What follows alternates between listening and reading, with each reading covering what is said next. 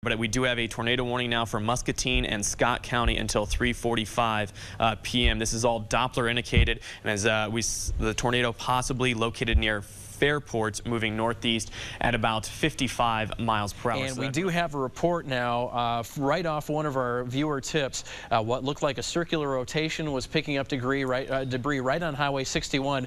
This is a few moments ago in Muscatine, heading east, and it appears to have tore apart the roof of Krieger's auto shop. And we'll certainly follow up on that as we have this report. This comes to us a few minutes ago as this system was starting to rotate through Muscatine. Now, as you say, moving closer to portions of West Davenport, and we're just moments away from getting the latest radar on our Doppler. It looks like it's coming back, so we can get to that in just a few moments. Kevin? Yeah, another report there for you out of Muscatine County. Tornado on the ground with a semi-truck overturned on Highway 61. That was at Independence Street near Blaine's Farm and Fleet. And this, folks, is what we call a shelf cloud, and this is where you have a rush of air coming out right where that cloud base ends, between there and the ground, and the whole storm itself pushing ahead. And this is going to be your first indication that the air is going to become much more volatile as the winds really start to pick up under this. And we can even see it moving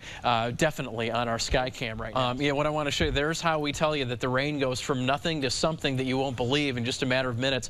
You see that piece of sky that we're just about to lose on the right, and then in the foreground you see the sheets of rain, and then look at how quickly the visibility goes to almost nothing as we are just splicing this line of rain in half with our sky cam as it's coming through right now, and I'm sure that we're going to start to hear it right on the roof of the studio. They just issued a new thunderstorm warning for the whole Quad Cities metro now, Eric. That goes until, let's see, pulls up until 4:15 p.m. The one thing they did attach to this, a possible tornado, as they're continuing to see signs of rotation. And you know what, this is getting pretty serious for areas on the northwest side of the QC metro. Is either leaving the TV6 viewing area or starting to wane somewhat in the leftover rain that we have to finish off the afternoon. So that's going to do it for our storm coverage right now. Areas that we are hearing about a lot of damage in at this hour is Muscatine. Danielle McCarthy is live in that area right now where we have reports of roads being closed. We know Highway 61 is a mess right there. A funnel cloud was reported from several viewers there. Danielle, you are on the line with us. What can you tell us? Well, Gary, we just got into Muscatine actually a few minutes ago. Sheriff's deputy we talked to described the area as a total disaster. Looking at it right now, traffic was diverted off 61 as we were trying to get into the city. We finally got in after we were stuck in traffic for a while. Right now, I'm standing outside the Krieger Collision Center. There's debris all over the place. The collision center itself, there's a wall caved in. The roof is blown off. There's pieces of insulation everywhere. Standing in it right now, actually. Firefighters are here outside Calvary Church. There's a reported gas leak that they're checking out. Now, this is just the damage we've seen so far, and we've only been here for a few minutes, so we're going to keep checking out the area, and we'll be sure to keep you updated on what we find out. Danielle, we had heard reports about that church being damaged. You say a possible gas leak. Do you see any structural damage from your vantage point? From where I'm standing right now, it looks like there might be some damage on the roof of the church, but mostly there's just a group of firefighters out there right now checking out that gas leak. So that's the church. Most of the damage looks like it happened to the Krieger Collision Center. There's light poles down, trees down on cars, and the roof is just blown to pieces. It's laying everywhere. Yeah, this is the part of Muscatine that has been hit before. When you were talking with the officials, and I know it's very early and you're just getting into town, when they say extensive damage, what kind of damage are we talking about? And have you heard any confirmed reports? Because we have heard of some injuries there. Have you heard any confirmation of that? We stopped. We pulled over on the side of the road after we got diverted off 61 and talked to a sheriff's deputy. Now, he said that there have been 2 semis that were blown over. Both drivers are just have minor injuries, nothing life-threatening. He said that there has been a person in town, though, who was stuck under a roof that collapsed during the storm, and he suffered more severe injuries. And he didn't know the extent of that right now, but I'll be sure to find out more and let you know. All right, Danielle, we'll release you so you can go in and collect some more information for us, do some more reporting. We'll check back with you a little bit later in the newscast. Thanks, Gary. Thank you. And if we have this video available, let's show it to you now. We actually had, as this system was coming up to the metro, we had a crew on the other side of it waiting it out in Eldridge. And this is what Mike Ortiz, our chief photographer, saw as it came in and came overhead. Of course, this again after he was safe in a safe place, came out, and this is what he saw, not heading towards him but going away from him. I believe we have, and there, wow, look at that shot right there. We have Mike Ortiz, I believe, on the phone. And Mo, can you tell us a little bit about what we're looking at? It appears to be, and I know you're an expert in terms of, you've been shooting here for us for decades. What did you see today? Well, you and I had talked like 5 minutes before, and I knew I had to get off the road. The clouds that I was looking at looked pretty ominous, and by the time I parked, that sort of cloud was moving in, and it was moving in quick. The temperature changed quickly, and I knew at that time that I probably needed to take shelter right away. So, but I was able to get some video, and then got in and got into a safe spot where I was able to shoot a little bit of the wind and rain. And this is TV6 News at 10. It's just it's unimaginable to see that this would happen. With the worst of the severe weather now out of the area tonight, QCA residents getting their first glimpses of some of the damage left behind. Team coverage of the storm damage tops your first 6 minutes tonight. Good evening, everyone. I'm Gary TVA. Sharon has the night off. This is videos that heavy rain and high winds started coming right for the metro area. This from our chief photographer in the Eldridge area right as it came in. We have received a number of images from you as this system rolled in with these massive wall clouds like this one here. This is taken about 2 miles northeast of Bennett, Iowa. The viewer that took it told us it stretched from south of her building as far north as she could see. Power out for thousands as well tonight. More than 3,000 right now in the Iowa Quad Cities and more than 22,000 in the Illinois Quad Cities. Officials tell us crews are working to respond to nearly 300 different incidences, from poles down to limbs over power lines. Some may not be restored until sometime tomorrow.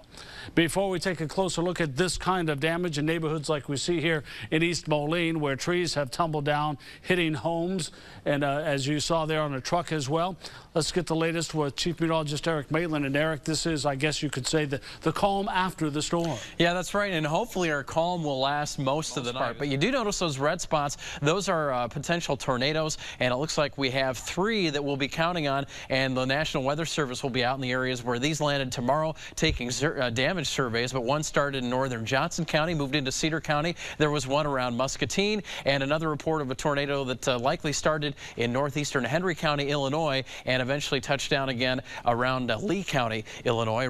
The severe weather that rolled through left large amounts of damage in its wake in parts.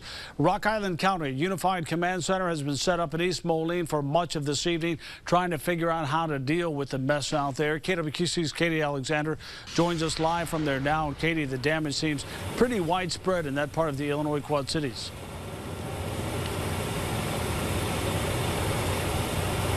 It is, and right here we are seeing by flashlight in downtown East Moline. That's because everyone around us, this is probably going to be their only source of light for a while, a flashlight.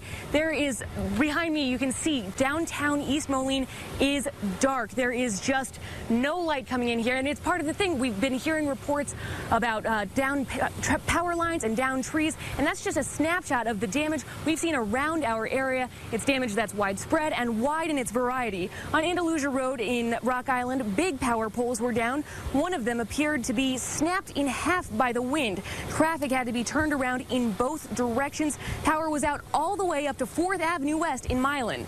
On only a few hundred yards up the road in Rock Island, the wind blew the roof off the Quality Glass and Mirror building.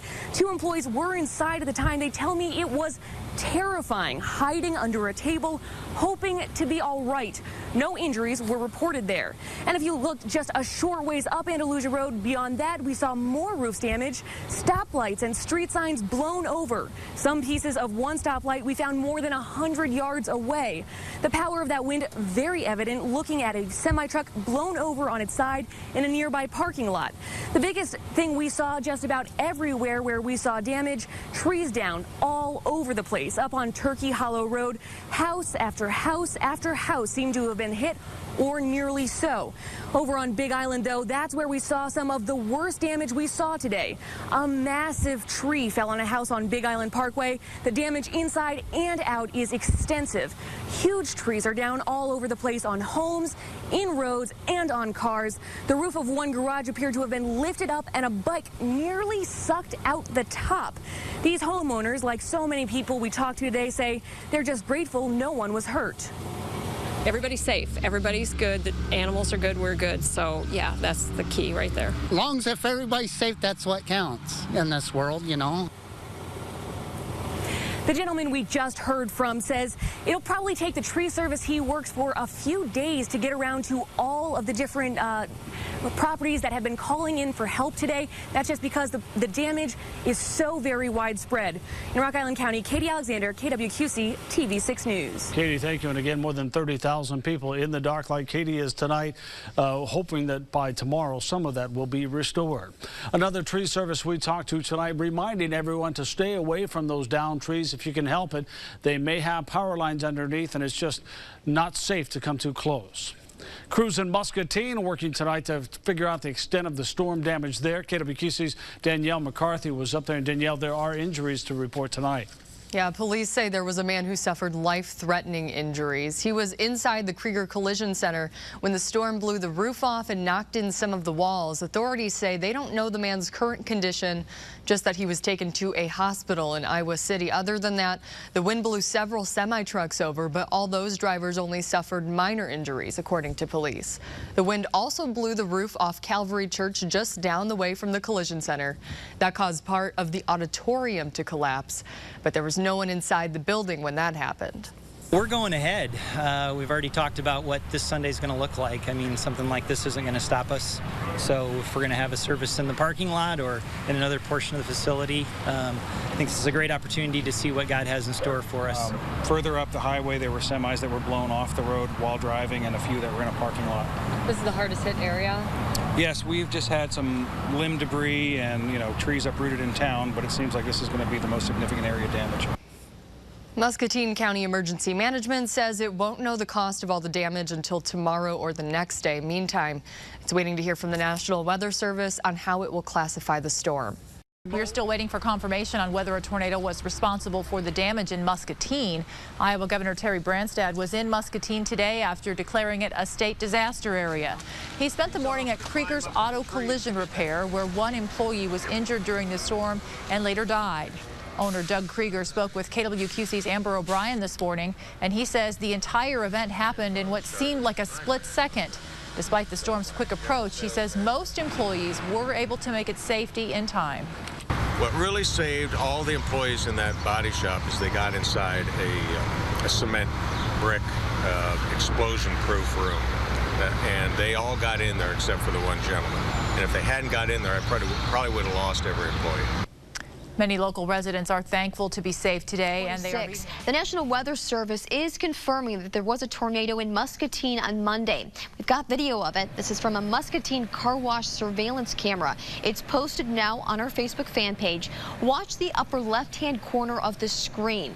This was when an EF1 tornado with 110 miles an hour wind speeds. It traveled 6.5 miles.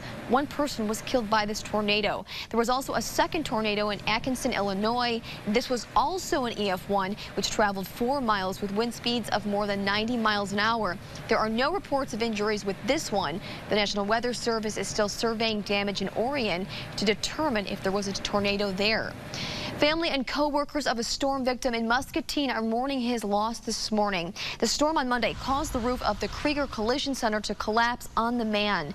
He was taken to the hospital in Iowa City, where he later died. Several employees were working at the auto shop. They all managed to make it to a cement room except for the victim. The man killed was a body technician who worked for Krieger for 30 years and was expected to retire in December.